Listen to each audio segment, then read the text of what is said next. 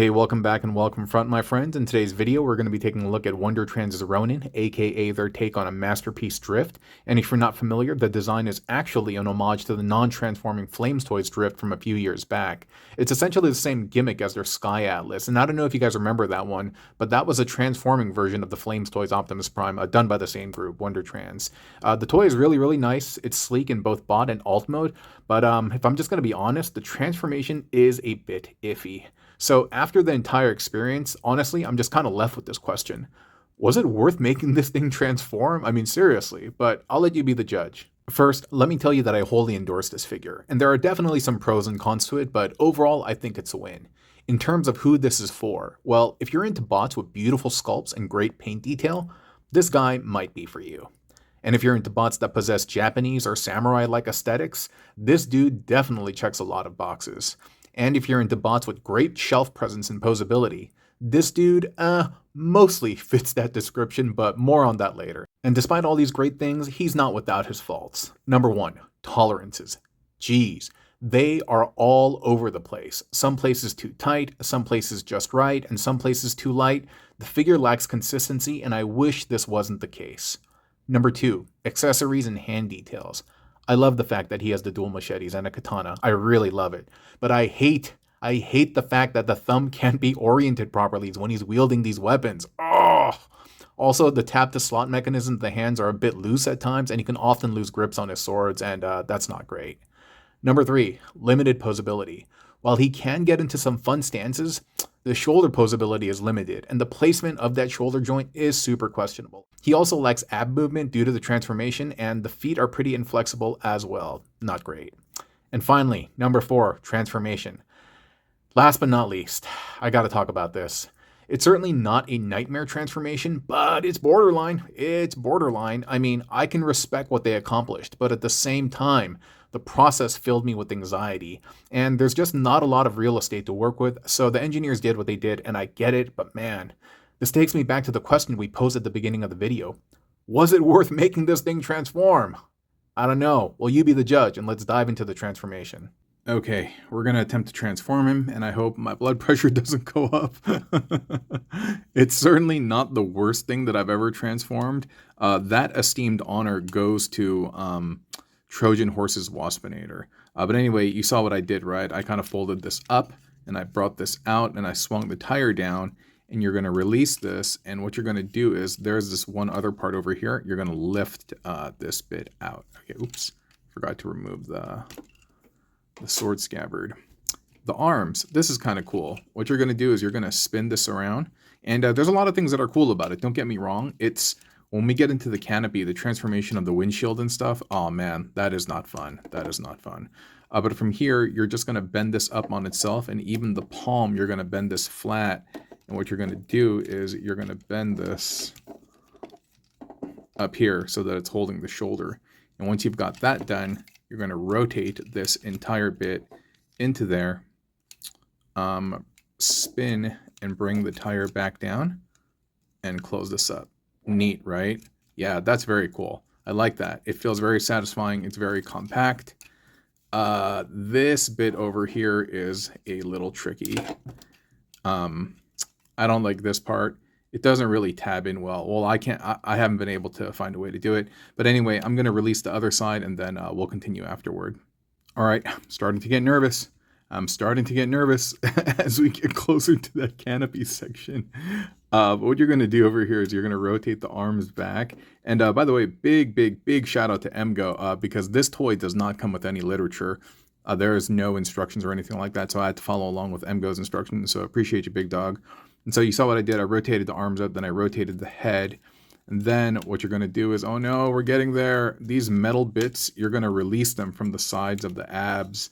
And that is going to allow you to lift this section up, and you can start rotating the side collars out. And, oh, we're getting here. Oh no, it's the part that I fear the most. Okay, I try to calm myself down a little bit. So what's going to happen is you're going to bend these in, but they're on a track, they're on a slider, and so you're going to bring this out. Also, I think I watched a little bit of Bobby Skullface's tutorial as well. And so you're going to slide these out, and that's going to allow you to turn these in, and then you're going to fold that bit up like that. And ultimately what we're going to want to do is bring these all the way back, and you see this thing over here that is on this track, and so you're going to want to pull that out as much as you can, like so. Okay, so this kind of next part is I get a lot of anxiety because, yeah, like there's just a lot of weight over here, and there's a lot of weight down here too. And then everything is just being kind of held together by this vertebrae, and I feel like I'm kind of repeating myself for some reason. I'm having deja vu right now. But you're gonna spin this and make sure that it passes through the chin. And then, if I got this right, what you're going to do is you're going to close. Yeah, there you go. You're going to bring these up so that kind of lines up with this space over here. That's right. You guys hear the trepidation in my voice. I'm just like, ugh. So that's going to line up like that. When it lines up, it's good. When it lines up, it's fun. But when it doesn't, and you're just precariously hanging on to dear life, hoping something doesn't break, that's when it's kind of like nerve-wracking. Okay, we're not out of the woodwork yet, my friends. This next part, we're gonna lift it up, right? And oh, terrifying. So as you lift this, and as you are dislodging this piece, what you have to do is this center section, you have to push it back, and you have to get it to clear this back window over here. And just kind of sorting all of that out. Oh, this is nightmare-ish for me. You got to pull this out, and that will allow you to straighten it up. But this is the part I'm talking about. This precariously, this thing just kind of like, oh. But anyway, you push these together, and the back of this you can bring in, and they will tab together, and then you can flip these back. And then what you're going to do at this point, and you got to remember later when you transform it back to robot mode, this is a very important step, otherwise you're not going to get it to complete, is you're going to bring all of this down, this back piece here. Maybe you can see it better illustrated here. This section right here needs to come down, but it's hard finding a place to like grab it and push it all down, you know. Hold up, let me figure out where I can get a foothold. You know what? Honestly, I just couldn't find a solid foothold, and I just had to squeeze down, and it worked, but it was uncomfortable, and like all of the stuff kept on popping out, and it was just taking me way too long to record just to show that this piece very specifically. So I'm sorry, I kind of abbreviated this. But after you've pushed this down and it kind of tabs in, then you're going to bring these windows out, as you saw, that were hidden in here, and you're going to fix them to the side. But this whole area is a pain in the ass. Okay, so the sword scabbards, you're going to bring them up. Actually, you know what? You're going to fold these out, because this is the hood of the car, and the way it's going to have to be oriented is going to be like that. And so just be kind of mindful of that. And so make sure you just orient the front of the car appropriately so that it doesn't give you headaches. And then from here, this was tabbed in like this a second ago. This was the rear waist bit. You're going to fold these up, and then you're going to bring these down, because what you're going to do is you're going to have them flip around to the other side. And this, I hate having to just balance this with my hand, and it's just putting so much stress on this window. I hate it. I hate it. So you're going to bring this up, then you're going to turn this, and as you turn that, you're going to bring these little wings in, and then you're going to collapse this into the window. And for what it's worth, it will sit in there just fine like that. Alrighty, so we are mostly through the looking glass now, and I'm pretty satisfied with how the back part is, even though, again, it did give me some troubles. I mean, seriously, I've transformed this thing so many times, and yet it's still problematic. Okay, so for the legs, what we're going to do is, you can see this one has already been converted here, and man, I wish these tolerances were better. You're going to open up this bit, and you're going to compress it. Then you're going to open up this entire bit here, and this piece you will kind of bring out, and this you will just have it rotate in its entirety outside over here. Then you're going to get this piece, the one that you just folded up, you're going to get that in there. In order to move this toe bit, or the toe covering, you're going to have to slide this down, and then you're going to be able to bring that in, and you just situate that out here. This bit, you got to fold this little fin back. And the foot, now I gotta say, this piece and this piece, they're not glued, and they like to pop off a lot on my copy, but your mileage may vary. So what you're gonna do is, this piece you are going to untab. You know what, let's untab the back of the heel first, give us some more clearance. You're gonna bring that out, and you're gonna bring that over, and it will tab in to this side. Okay, then I hate this scraping what is in my background, but I just got to do what I got to do. From here, this piece, you are going to bring that in, and we will fold this up. Now there will be a temptation to try to get this to plug into here. Ignore that. This one, definitely the top one you can secure, but this piece, ignore, okay? You will be tempted, I know, but just ignore that, and I'm going to show you why in just a second. And you can bring the toe down over here, but you're going to want to make sure that it... Oh, you know what? There's one thing I forgot to do. I forgot to spin the foot. There we go. And then you can bring the toe down over here. Now, you know how I told you not to lock this in, right?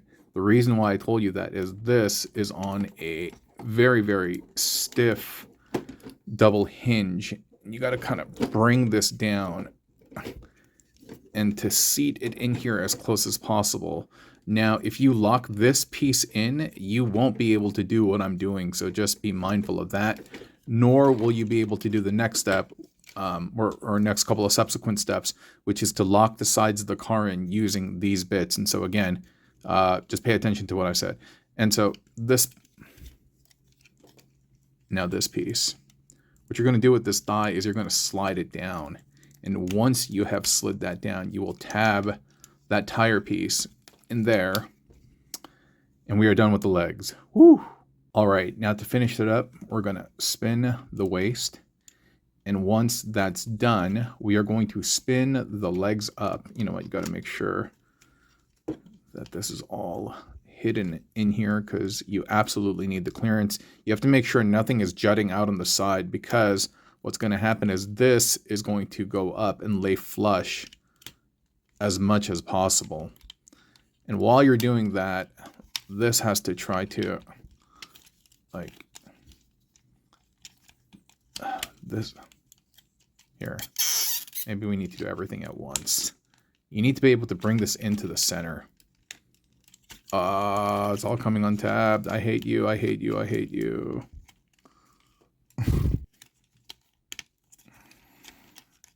So you need to bring this to the center. There's this little channel in which this will sit in once it's aligned, and then you do have to kind of tab this front part together too. But if done properly, this will all sit in here. And so what happens then is that it will bring these black things flush up against this. And when you move the legs back, there's a tab behind the thigh that will allow you to secure it in there. So it's there right now. And I just need to kind of clean it up a little bit, but it's there. And you can see these bits like wanting to come off because it's not super secure.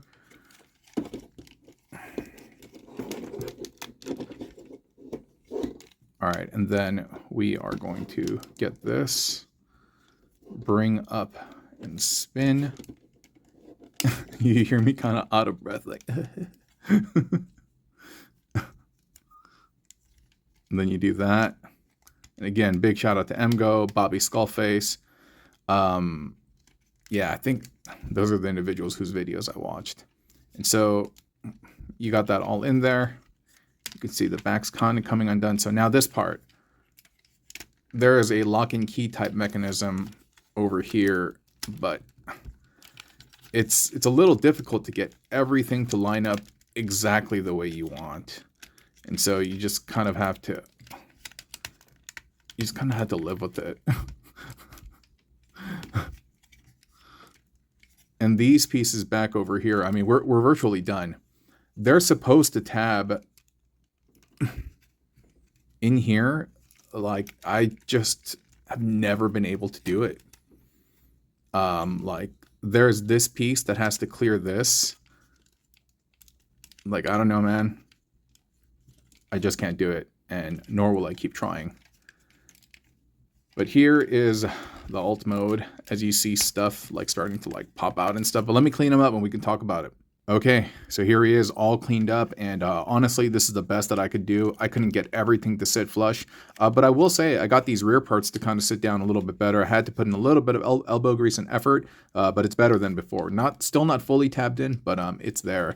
He does have weapon storage too. You can plug in these things on the spoiler, but I don't know if it's that convincing of a look, honestly.